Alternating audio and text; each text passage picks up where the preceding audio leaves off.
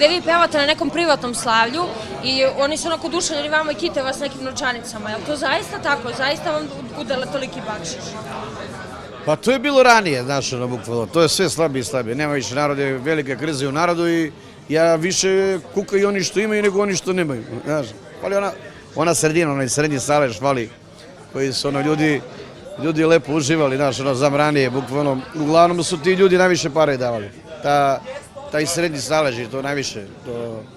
Znači, ono ima i nema veze, ali potroši, ali zna da će zaradi.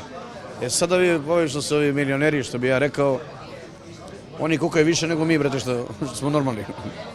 Koliki je najveći bakšiš koji ste zaradili za jednu noć? Pamtite li nešto? Pa ne znam, bude 7-8 hiljada je bilo to ranije, ono, bukvalno, priče kolege uzeli, ne znam, koliko su uzeli, kao 400.000 evra,